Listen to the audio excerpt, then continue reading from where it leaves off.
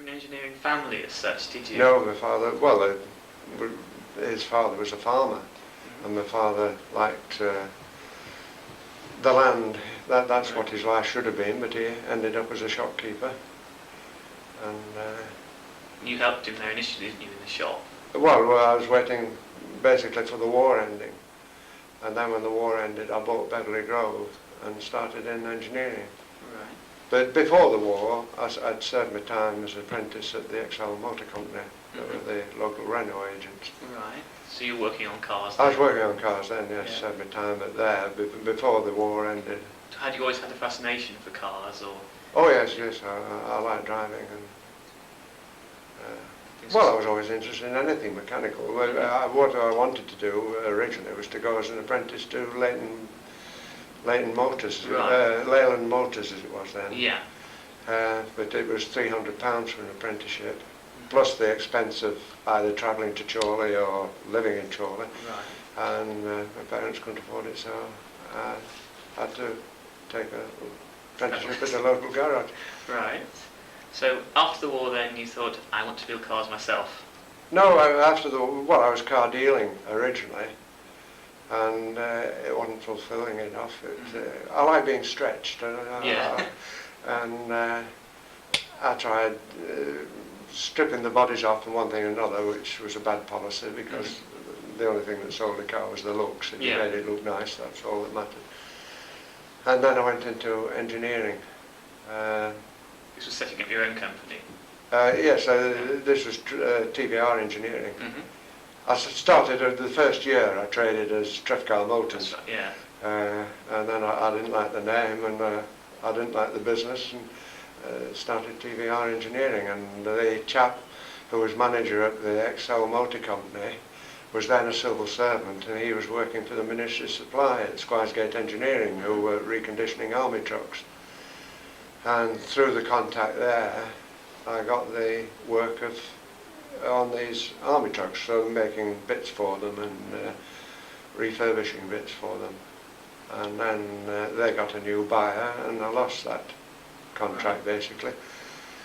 And but then, while I was doing their work, I had enough money to build a car for myself. Well, the original idea was to build a car for myself for sprints and hill climbs. And that was based on the Alvis, wasn't it? No, that was a different. I did that before. Built the body on an Alvis Firebird. Right. This was the Mark 1, the very first TVR that I intended for myself, for my own use. And my cousin saw it, he liked it, and asked if he could buy it. So I said, well, yes, you can do. I'll get the next one for myself. Anyway, a friend of his in St Anne's saw his and asked would I build another one, less engine and gearbox, because he had his own engine and gearbox. So I said, yes, I'll build another. It was sort of accidental that I eventually got the third one for myself. And I used that in quite a few club events, sprints, hill climbs. So did you build it to a strict pattern, or did you sort of just... No, I built it to what I wanted, but I wasn't happy with the end result. So then I built another chassis then, based on A40 components,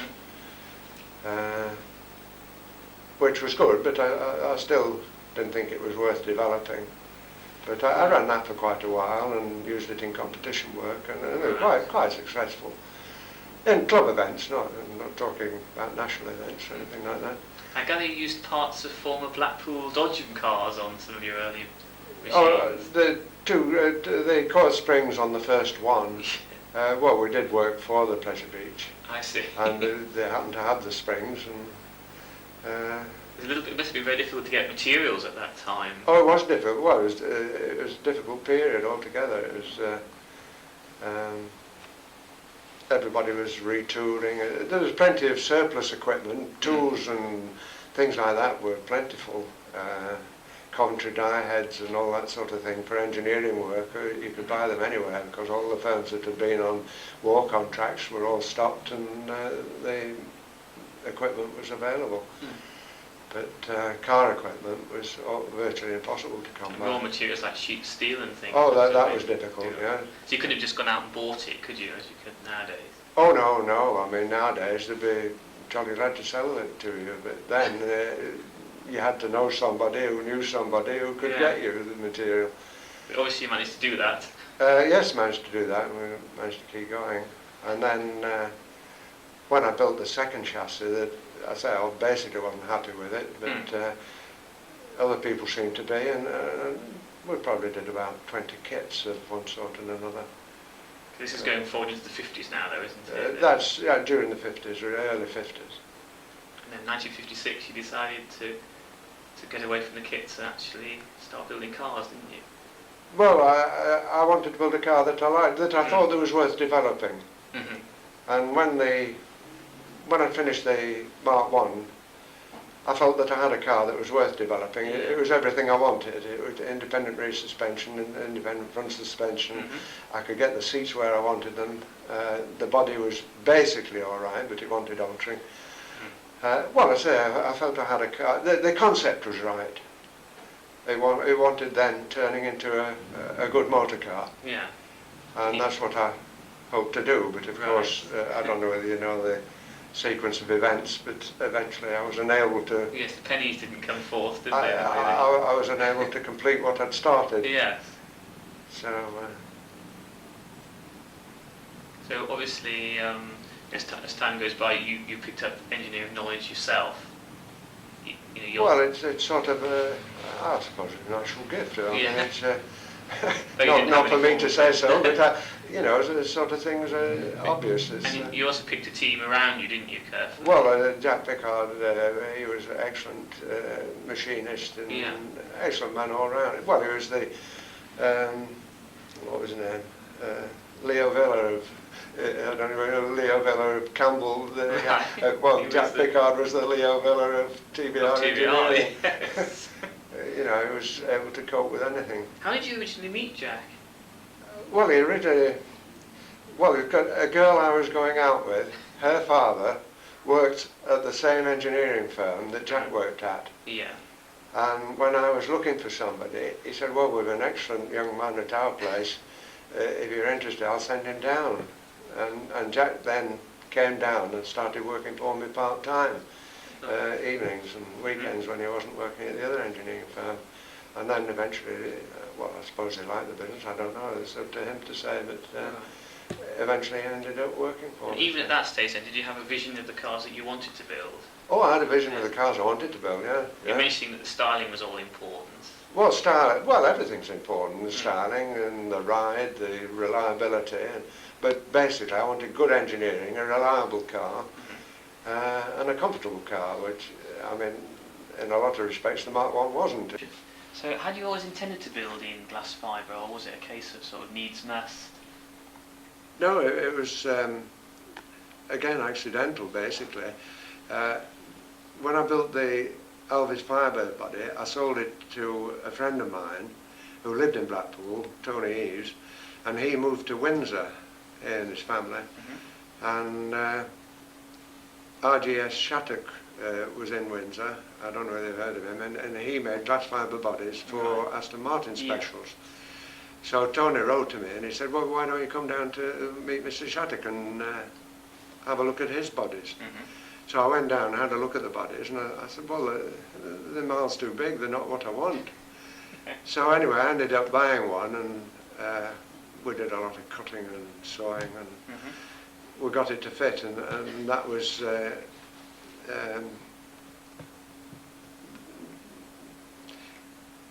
GFV 866, the first car that Autosport photographed. And of course the thing had to be bonded together and one thing and another, and gradually we started in glass fibre that way. But it was all Bakelite then. It had been developed during the war for nose cones for aircraft. Yes, it did. Yeah. And even the manufacturers were a bit naive about it. and gradually it was, built up. But it's Did you employ an expert in glass fibre? No, it was a question of learning by experience. Did you make your own moulds? Yes, we made our own moulds. Jack made most of the patterns. And we took moulds off those patterns. The only one that I used part of the front of a Mistral body for the bonnet to save tooling costs. And a mould was taken off that, and then a modified mould taken out of that mould to make the rear of the body. So basically Jack made the side panels, doors, inner and outer door panels. And this was all done in the original factory? No, that was started in Beverley Grove. Started at Beverley Grove, and then it was finally finished in Who Hill. So it's a whole new technology. It's such a contrast to today's computer-designed cars with teams of hundreds, tapping in at input screen. Oh yeah. Incredible. No, it's a question of if you liked what you're looking at, it was okay. If you didn't, well, you tried to modify it. But the whole thing was governed by finance. It's whether you liked it or not, it had to be finished and sold. Yeah. So how did you promote the cars initially? Was it by word of mouth or? Well, basically by club events, racing, and the first Grand Tour was sold. I sold to a friend of mine, John Cookson. He was a member of the Morecambe Car Club. And that would have been in 1956? Or? Possibly somewhere around that, 55, 56, something like that. And obviously, again, the word spread through various motor clubs. Yes, well, I was pleased when he bought one, because when we entered an event, there was 2 TVRs entered, because quite often my TVR was just taken as a one-off special, which I didn't like. I wanted it to be known as a TVR. There was more of them. And when he bought one, there was 2 TVRs entered, so at least they knew there was at least 2 of them existing. Right. And it was just gradually built up like that, by word of mouth, by publicity through club events. When did you appoint your first dealer? Well, it was that was when it was Leighton Sportscars Limited. Right.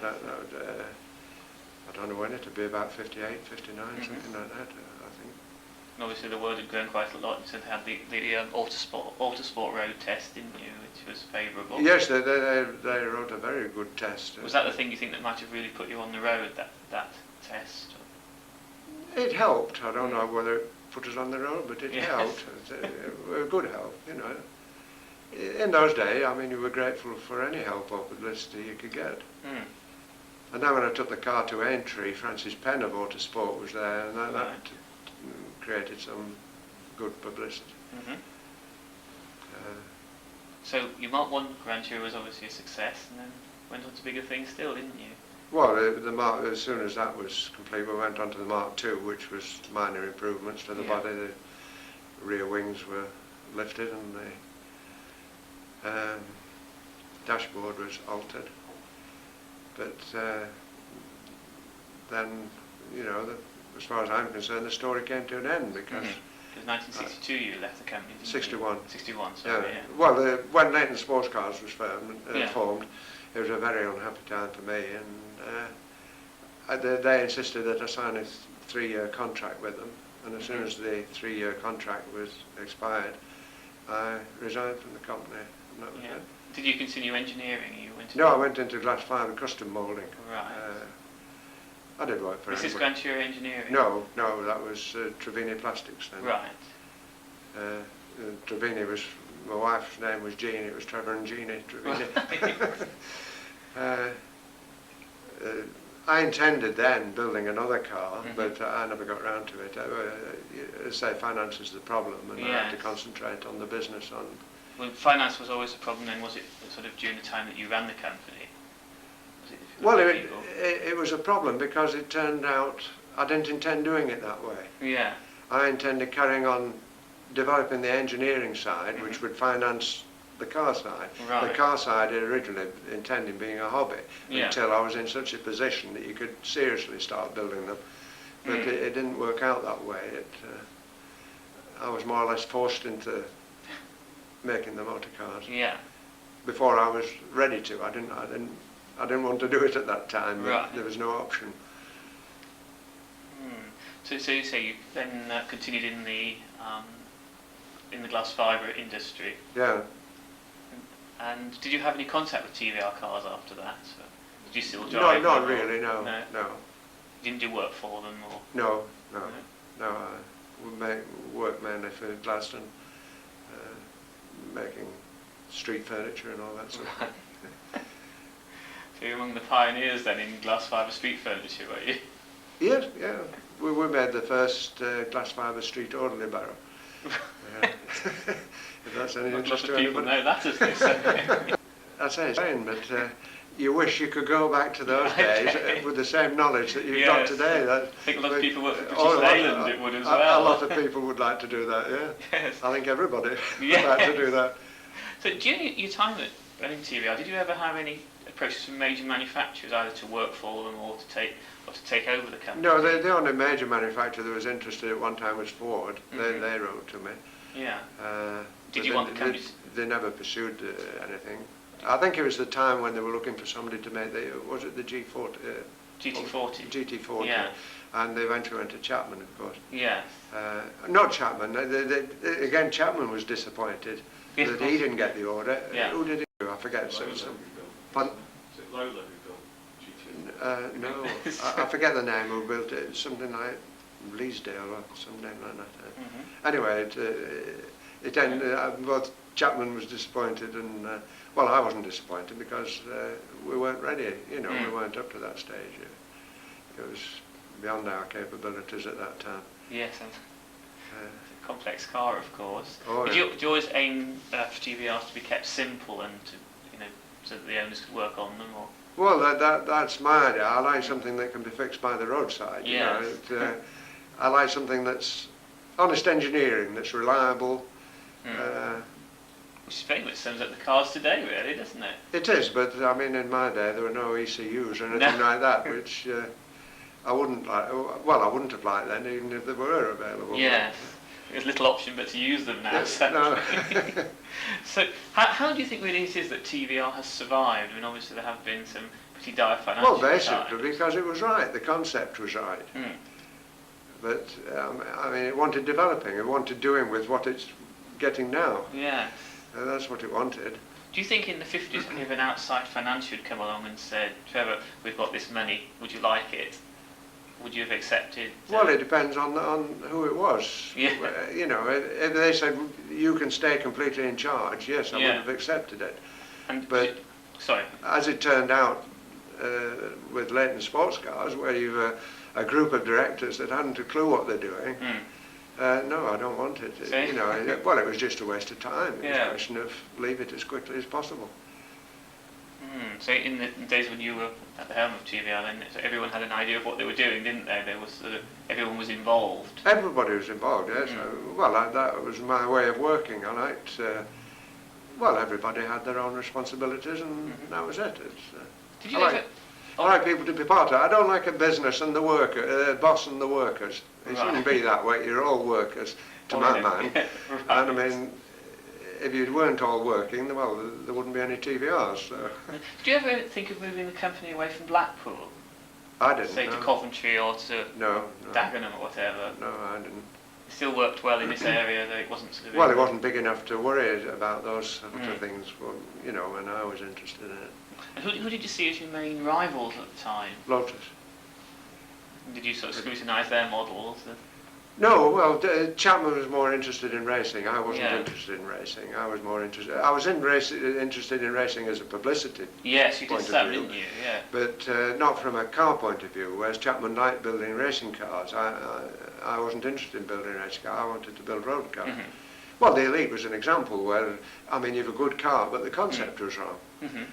And of course, that's why you say, well, why did TVR continue? Because the concept was right. Well, it must have been, because it's carried on for 40 odd years. Yeah. Did you ever consider, sort of, had things been different, perhaps to have built a saloon car or a coupe? Well, I always wanted a coupe because, well, I don't like the cold, and yes. there were no cheap coupes at that time. You could buy Aston Martins and Ferraris and Maseratis and that sort of thing, but there was nothing that the average man could afford, and that was my idea, to build a GT car that ordinary people could afford. Right. So how do you feel about the way the company has developed? I mean, the fact it's still going in Well, 1997. I'm very pleased with what Peter Wheeler's done. I mean, he's done sort of things that I would like to have done. Yes. People said it always needed Peter Wheeler to come along, someone like him. Yeah. So, But, do you still run a TVR? no, I've got a Renault 5. Right. 14 years old. Is it? Whatever happened to that Alvis, the famous Alvis? I don't know. No idea. Went down to Windsor, and what happened to it after that, I don't know. How do you feel when you see some of the very early TVRs today, some of the cars that you were involved with? Well, I feel a sense of regret that I was never able to finish what I'd started. Yes. That I'd like to have made them into good cars. Mm-hmm. Well, they're good cars now, but really good cars, you know. Yes. Did you think of a major export drive at the time? Oh yes, we were exporting to racers, well, Sedell as they call him in America. That's right, yes, because you had quite a following in the USA, didn't you? Yes, he did very well with racing, but when it was Leighton Sportscars, they upset him by asking him to take 50 cars a year, which of course he couldn't sell. But no, in the early days we had a very good relationship with Ray and very good publicity. Do you think you could still start a company like TVR today with the sort of situation? Difficult, but possibly. I mean, the only way to do it, I suppose, today is like Peter Wheeler has done and go to the supercar. Yeah. The ordinary car, you can't make a profit on it. Of course, that's where Leighton Sportscars is like a dog chasing its tail. You know, well, we've got to produce 10 cars a week to be profitable. When they produced 10 cars a week, they found that the staff and the expense of producing 10 cars a week, well, they had to produce 15 cars a week to be profitable, and so it went on. You never got anywhere. Yes. Trevor, thank you very much.